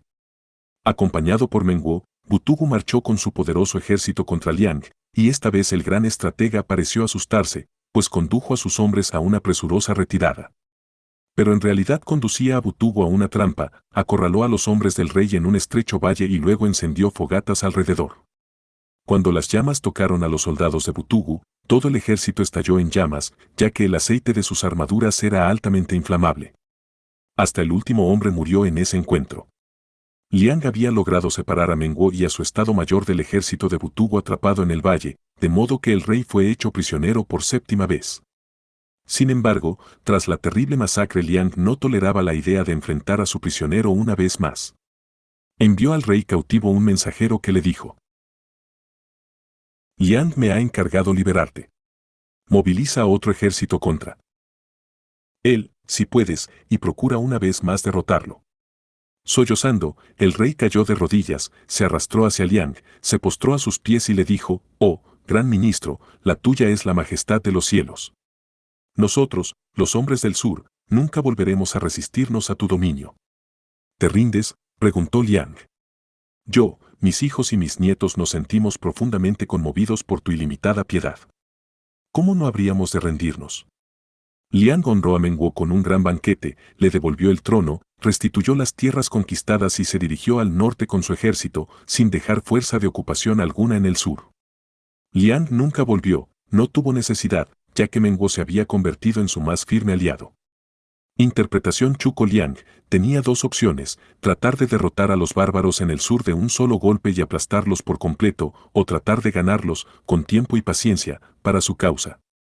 La mayoría de la gente que es más poderosa que el adversario, opta por la primera opción sin siquiera considerar la segunda, pero el realmente poderoso piensa a largo plazo. Quizá la primera opción sea más rápida y fácil, pero con el tiempo genera emociones negativas en el corazón de los derrotados.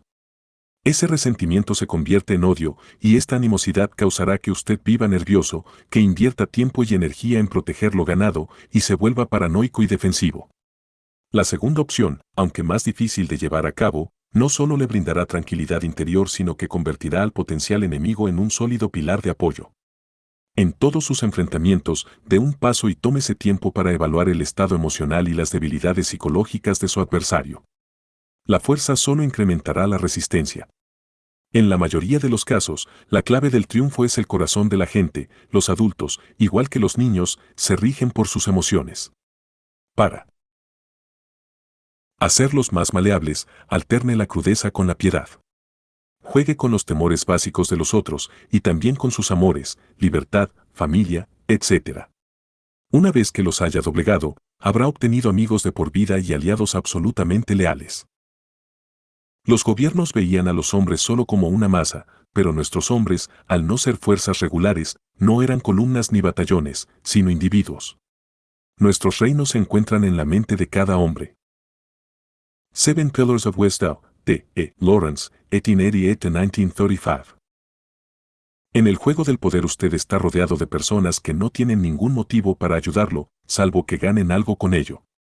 Y si usted no tiene nada que ofrecer en términos de beneficios personales, lo más probable es que despierte la hostilidad de los otros, pues verán en usted simplemente a un competidor más, una persona más que les hace perder tiempo. Quienes vencen esa frialdad general son los que encuentran la llave para abrir el corazón y la mente de los demás, seducirlos y ganarlos para su causa y, si es necesario, ablandarlos para asestarles un golpe. Pero la mayoría nunca aprende este aspecto del juego del poder. Cuando se encuentran con alguien a quien no conocen, en lugar de dar un paso atrás y tratar de ver en qué aspectos esa persona es única y diferente, hablan de sí mismos. Ansiosos por imponer su propia voluntad y sus propios prejuicios. Discuten, alardean y hacen todo un espectáculo de su poder. Quizá no lo sepan, pero sin darse cuenta están creándose un enemigo, un rival, porque no hay nada más irritante que sentir que alguien ignora nuestra individualidad y no le importa nuestra psicología. Recuerde, la clave de la persuasión reside en ablandar a la gente, en amansarla lenta y gentilmente. Sedúzcala mediante un acercamiento a dos puntas, trabaje sobre las emociones y especule con las debilidades intelectuales. Permanezca alerta tanto a lo que los diferencie de los demás, la psicología individual, como a lo que tengan en común con el resto, las reacciones emocionales básicas. Apunte a las emociones primarias, amor, odio, celos. Una vez que logre movilizar las emociones del otro, le restará control y lo tornará más vulnerable a su persuasión. Cuando Chuko Liang quiso disuadir a un importante general de un reino rival de hacer una alianza con Tsao, el más temido enemigo de Liang, no describió la crueldad de Tsao ni lo atacó por razones morales. En cambio, sugirió que Tsao quería conquistar a la bella y joven esposa del general. Esto fue como un golpe en el estómago para el general, y Chuko Liang logró convencerlo. De manera similar, Mao Zedong siempre apeló a Ley N grados 43. 1.455. Las emociones del pueblo, hablándole en los términos más simples.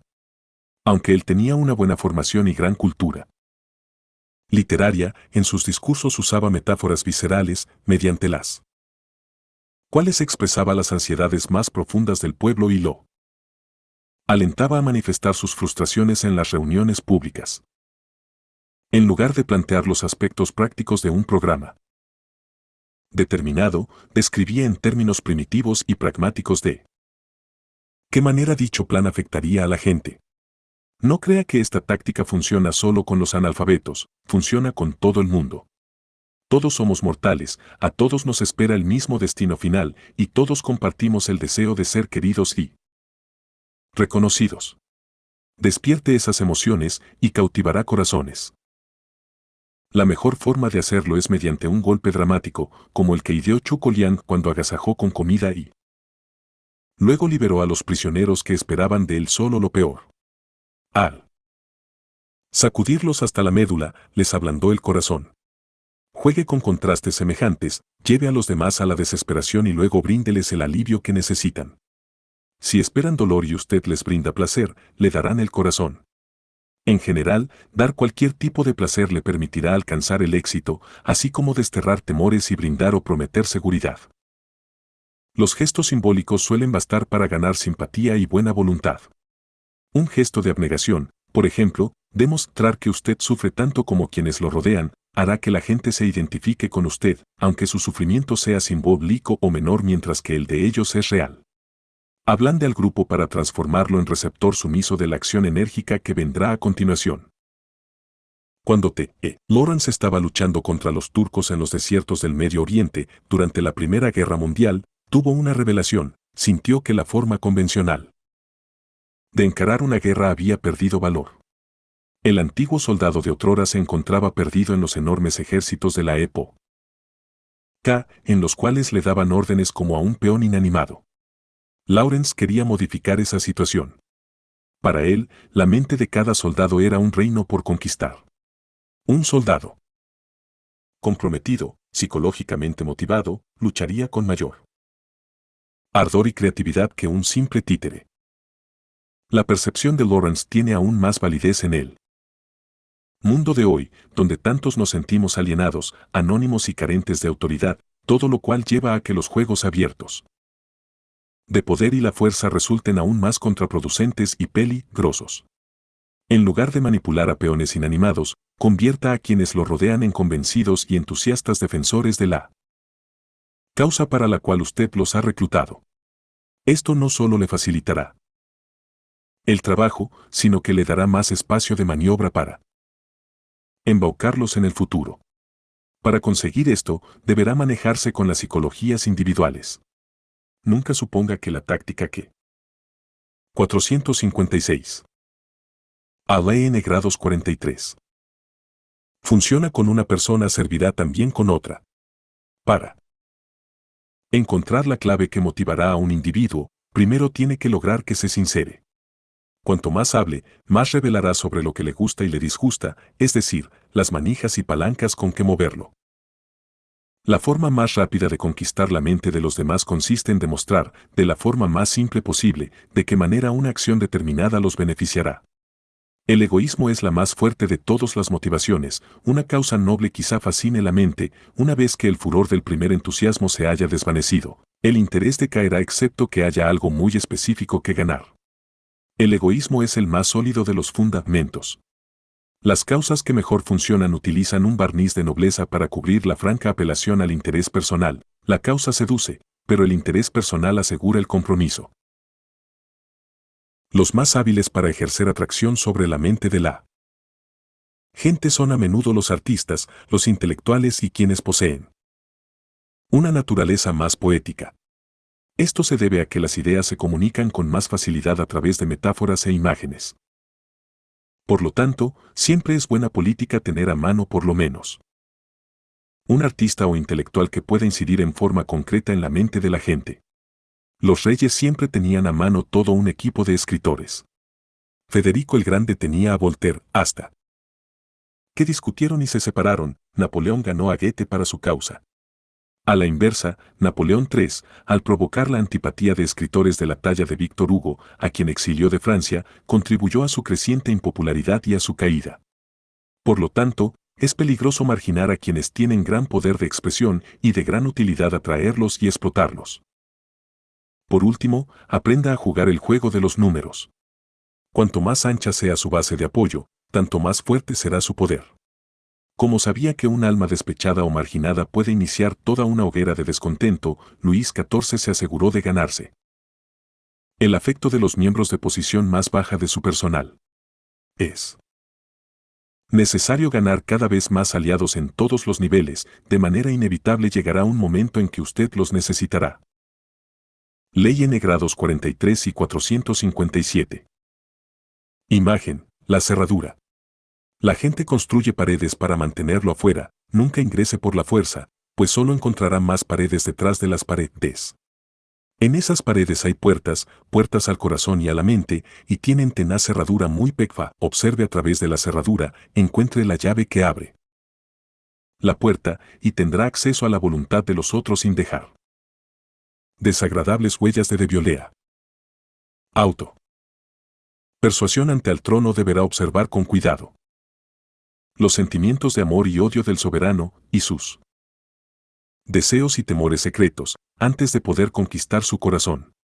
An Feizu, filósofo chino, siglo y nace. Invalidación. No hay ningún caso en que esta ley no sea válida. 453.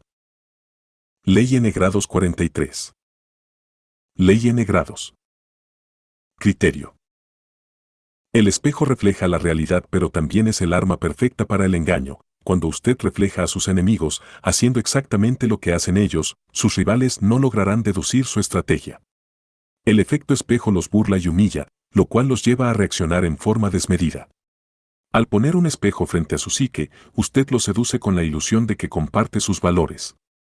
Al reflejar sus acciones en un espejo, les enseña una lección. Son muy pocos los que pueden resistirse al poder del efecto espejo. 459.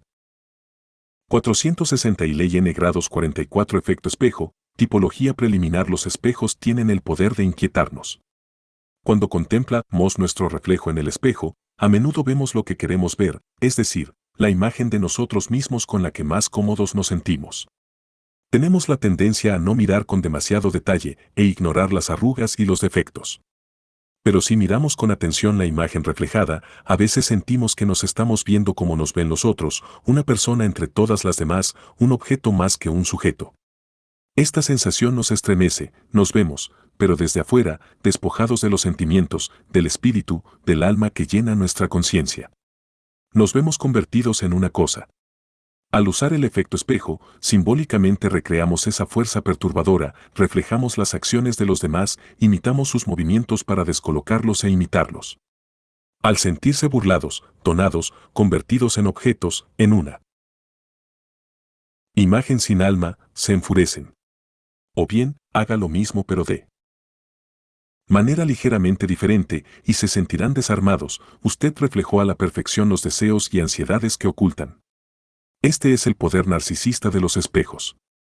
En cualquiera de los dos casos, el efecto espejo descoloca a la víctima, enfureciéndola o fascinándola, y en ese instante usted tiene el poder de manipularla o seducirla. Este efecto encierra un gran poder, porque actúa sobre las emociones más primitivas. En el ámbito del poder hay 4 efectos espejo principales. El efecto neutralizador. En la antigua mitología griega, la gorgona Medusa tenía serpientes por cabellos, una lengua protuberante, gran cantidad de dientes y un rostro tan horrible que cualquiera que la mirara a la cara se convertía de inmediato en piedra, por el intenso terror que inspiraba. Pero el héroe Perseo logró matar a la Medusa. Pulió su escudo de bronce hasta convertirlo en un espejo, y usó el reflejo para guiarse a medida que se acercaba a ella, así logró cortarle la cabeza sin mirarla directamente a la cara. Sí, en este caso, el escudo fue un espejo. También el espejo fue una especie de escudo. La Medusa no podía ver a Perseo, solo veía el reflejo de sus propias acciones. Guardado tras aquella pantalla, el héroe pudo aproximarse y destruirla. Este es, en esencia, el efecto neutralizador. Haga lo que hacen sus enemigos, imite las acciones de ellos lo mejor posible, y no podrán detectar sus verdaderas intenciones, porque están cegados por el espejo. La estrategia habitual de sus enemigos para manejarlo a usted se basa en las reacciones que lo caracterizan. Neutralice esas reacciones mimetizándose con sus enemigos. Esta táctica surte un efecto burlador e irritante. La mayoría recordamos esa sensación que experimentábamos en la infancia cuando alguien nos hacía burla repitiendo textualmente todo cuanto decíamos. Al cabo de pocos minutos, queríamos romperle la cara. Utilizando esta misma técnica, aunque en forma más sutil, es posible descolocar al adversario, ocultando su propia estrategia detrás de un espejo. Usted puede tender trampas invisibles o impulsar a los contrincantes hacia la trampa que ellos habían planeado para usted. Esta técnica tan poderosa se ha utilizado en la estrategia militar desde los tiempos de Sun Tzu. En nuestra época se la observa a menudo en las campañas políticas. También es útil para disfrazar aquellas situaciones en las cuales usted no cuenta con una estrategia particular. Este es el espejo del guerrero. La versión inversa del efecto neutralizador es el efecto sombra. Usted imita cada movimiento del adversario sin que éste lo vea. Utilícela para reunir información que le permitirá neutralizar más adelante la estrategia de su contrincante, obstruyendo y desbaratando cada uno de sus movimientos.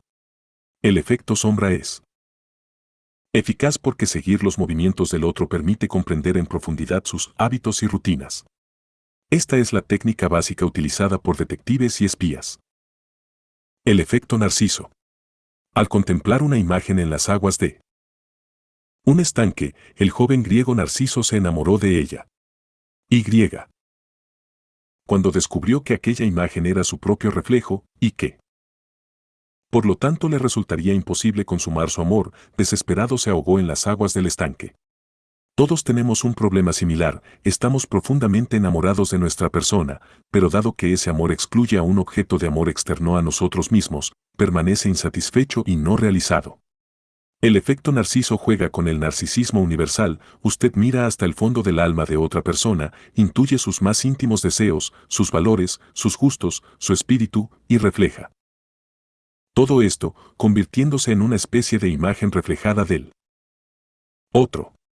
Su habilidad para reflejar la psique del otro le otorga gran poder sobre esa persona y hasta puede encender una chispa de amor.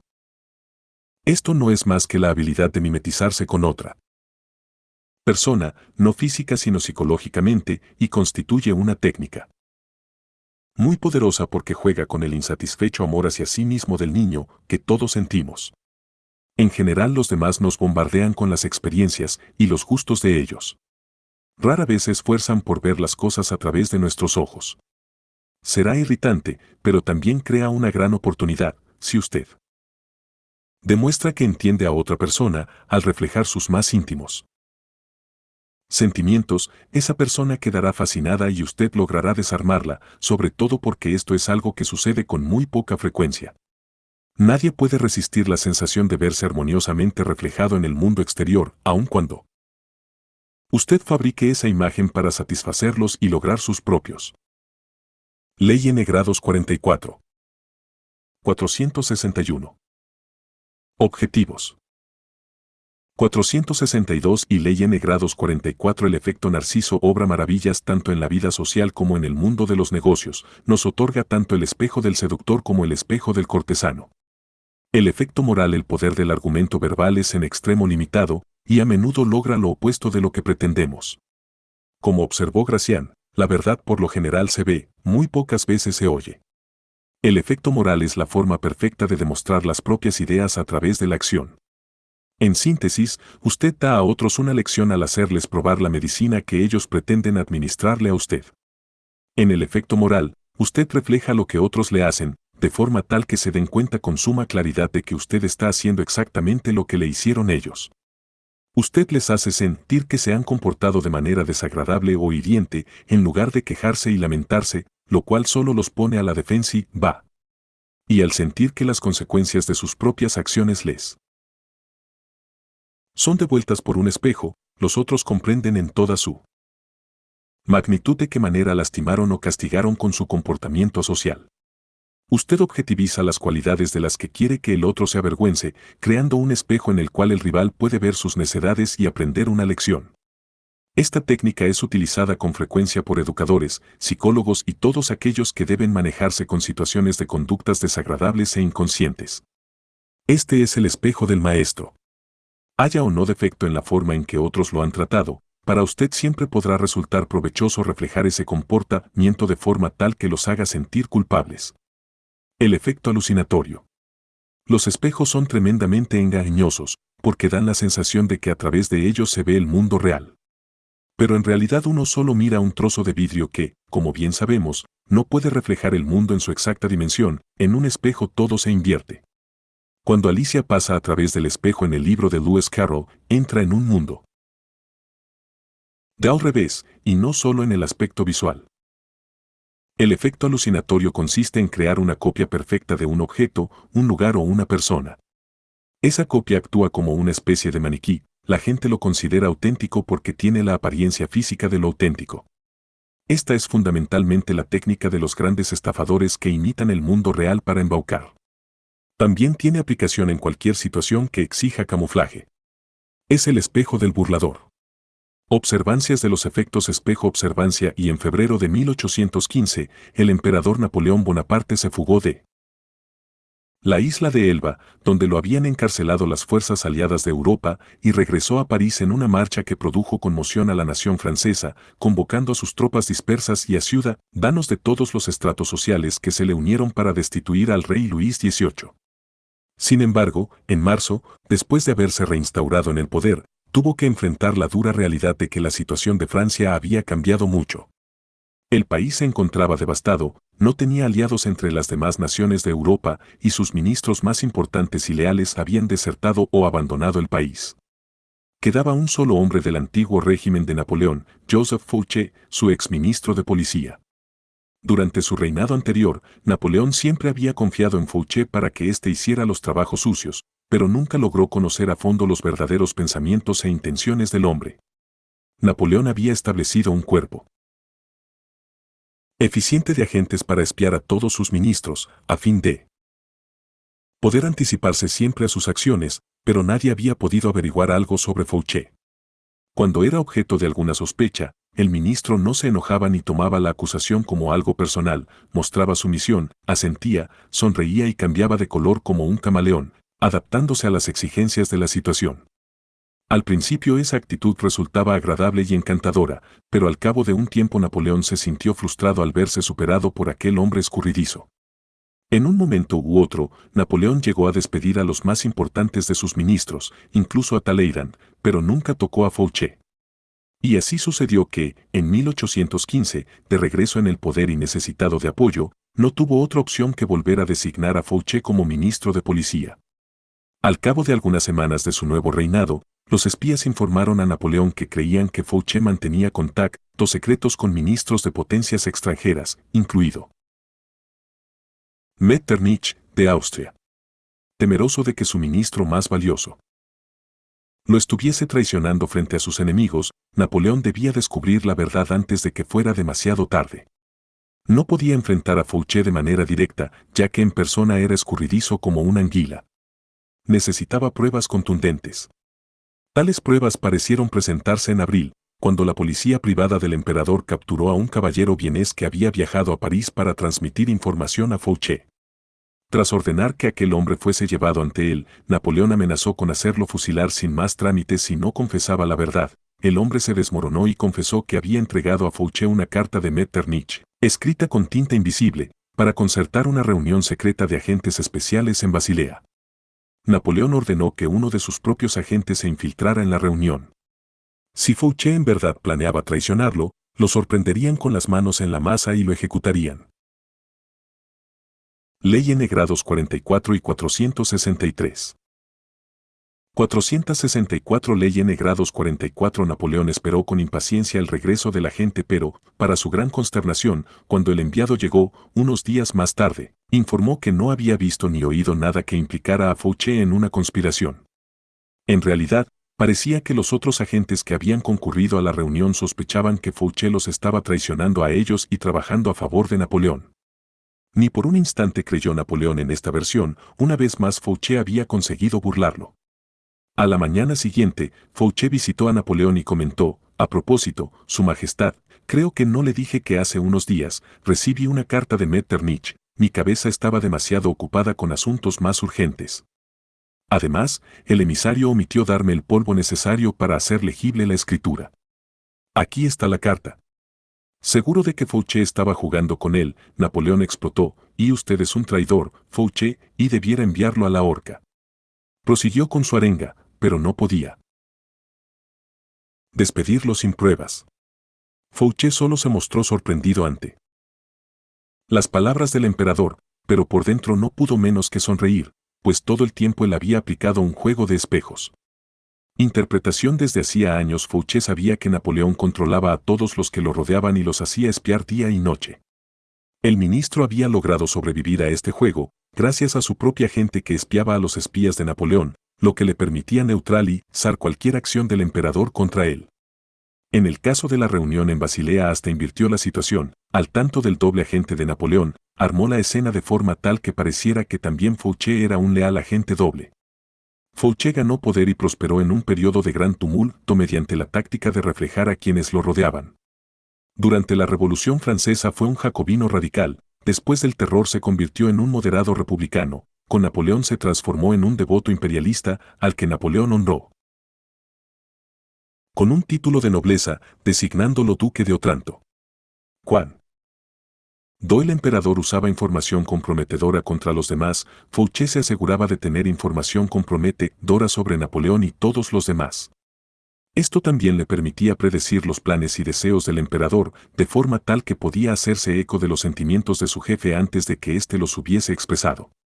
Ocultando sus acciones tras la estrategia del espejo, Fouché también consiguió planificar movimientos adversos a Napoleón sin que nadie pudiese probarle nada. Ese es el gran poder que da el reflejar a quienes lo rodean. Primero, usted le da a la gente la sensación de que comparte sus ideas y objetivos. Luego, cuando los otros sospechan que usted podría tener motivos ulteriores, el espejo lo separa de ellos, evitando que puedan detectar su estrategia. En algún momento esto podrá enfurecerlos y desconcertarlos. Pero al jugar a dos puntas usted desvirtúa esa cólera, les quita la iniciativa y les da una sensación de impotencia. Además, irá adquiriendo la habilidad de elegir cuándo y cómo desconcertarlos, lo cual es otra vía hacia el poder. Por otro lado, el espejo le permite ahorrar energía intelectual, con solo repetir los movimientos del otro, usted obtiene el espacio necesario para desarrollar su propia estrategia. Observancia 2. Al principio de su carrera, el ambicioso estadista y general Alcibíades de Atenas, 450 a 404 AC, desarrolló una poderosa arma que llegó a ser la fuente de su poder. En cada encuentro con alguien, se esforzaba por percibir el humor, los gustos y el estado de ánimo de esa persona y, enseguida, adecuaba sus propias palabras y acciones de modo tal que reflejaran los más íntimos deseos de su interlocutor. Seducía a los demás con la idea de que los valores de ellos eran superiores a los del resto y la convencía de que él se proponía tomarlos como modelo o ayudarlos a convertir sus sueños en realidad. Muy pocos fueron capaces de resistir a su encanto. El primer hombre que cayó bajo su hechizo fue el filósofo Sócrates. Alcibíades representaba lo contrario del ideal socrático de sencillez y honestidad, vivía con lujo y carecía de cualquier clase de principios. Sin embargo, cada vez que se encontraba con Sócrates reflejaba la sobriedad del hombre mayor, comía con frugalidad, acompañaba a Sócrates en largas caminatas y hablaba solo de filosofía y virtud. Sócrates no se dejó engañar por completo, pues sabía de la otra vida que llevaba Alcibíades. Pero eso contribuía a hacerlo vulnerable a una lógica que lo halagaba, solo en presencia de él se sometía el general a una influencia virtuosa, solo Sócrates tenía tal poder sobre él. Este sentimiento embriagó al filósofo, que se convirtió en ferviente admirador y partidario de Alcibíades, y hasta arriesgó su vida, en una ocasión, para salvar al joven durante una batalla. Los atenienses consideraban a Alcibíades como al más grande de sus oradores, dado que poseía una increíble habilidad para captar las aspiraciones de su público y reflejar los deseos de la gente. Pronunció sus más célebres discursos al apoyar la invasión a Sicilia, pues estaba seguro de que daría grandes riquezas a Atenas e ilimitada gloria a su propia persona. Aquellos discursos expresaban las ansias de conquista de nuevas tierras de los jóvenes atenienses que no se conformaban con vivir de las victorias y los honores cosechados por sus antepasados. Pero Alcibíades también adecuaba sus palabras para reflejar la nostalgia de los más viejos por los gloriosos años en los que Atenas condujo a los griegos contra Persia y creó su gran imperio. Con eso logró que todos los atenienses soñaran con conquistar Sicilia. El plan de Alcibíades fue aprobado y él fue nombrado comandante de la expedición. Ley N grados 44 y 465. 466 Ley N grados 44. Sin embargo, mientras Alcibíades dirigía la invasión de Sicilia, algunos atenienses fraguaron cargos contra él, alegando que había profanado estatuas sagradas. El general sabía que sus enemigos ordenarían ejecutarlos si regresaba a Atenas, de modo que, a último momento, desertó de la flota ateniense y pasó al bando del acérrimo enemigo de Atenas, Esparta. Los espartanos le dieron la bienvenida, pero como conocían su reputación, no confiaban demasiado en él. A Alcibíades le gustaba el lujo. Los espartanos, un pueblo guerrero que hacía un culto de la austeridad, temían que Alcibíades corrompiera a los jóvenes. Sin embargo, vieron con gran alivio que el Alcibíades que llegó a Esparta no era en absoluto lo que esperaban, llevaba el cabello largo, como ellos, tomaba baños fríos, comía pan de granos toscamente molidos y vestía ropas sencillas. Para los espartanos, esto significaba que el gran general había llegado a considerar que el estilo de vida de ellos era superior al de los atenienses. Aunque Atenas era más poderosa, él había elegido convertirse en espartano y por lo tanto merecía ser honrado. Cayeron bajo su hechizo y le otorgaron grandes poderes. Por desgracia, Alcibíades rara vez sabía poner freno a su encanto, así sedujo a la esposa del rey de Esparta, que quedó embarazada. Y, cuando esto se tornó público, una vez más Alcibíades debió huir para salvar la vida. En esta ocasión huyó a Persia, donde pasó abruptamente de la sencillez espartana al generoso estilo de vida persa, que adoptó hasta en los menores detalles. Por supuesto, a los persas les resultó muy halagüeño ver que un griego de la talla de Alcibíades prefería la cultura de ellos antes que la de él, así que lo cubrieron de honores, regalaron tierras y le otorgaron poder. Una vez seducidos por el espejo, no se dieron cuenta de que, detrás de esa fachada, Alcibíades llevaba a cabo un doble juego, ayudaba en secreto a los atenienses en su guerra contra Esparta, gracias a lo cual volvió a congraciarse con la ciudad a la que tanto ansiaba regresar, que lo recibió con los brazos abiertos en el año 408 a.C. Interpretación ya al principio de su carrera política, Alcibíades descubrió algo que modificó su estrategia para la conquista del poder. Si bien poseía una personalidad enérgica y multifacética, cuando defendía con vehemencia sus ideas ante los demás lograba convencer a algunos, pero al mismo tiempo ponía a muchos más en su contra. Se dio cuenta de que el secreto para lograr ascendencia sobre un gran número de personas no radicaba en imponer sus ideas sino en absorberlas de quienes lo rodeaban y modificar sus colores como el camaleón. Una vez que la gente sucumbía a esa treta, los engaños de que los hiciera objeto les pasarían inadvertidos. Comprenda que todos están envueltos en su propia coraza narcisista. Cuando usted intenta imponer su propio ego a los demás, se erige una pared y la resistencia aumenta. En cambio, al reflejar al otro usted lo seduce y lo sume en una especie de rapto. Narcisista, el otro se encuentra ante un alma gemela. Pero en realidad este doble ha sido fabricado por usted. Una vez que usted ha utilizado el espejo para seducir al otro, tendrá gran poder sobre él.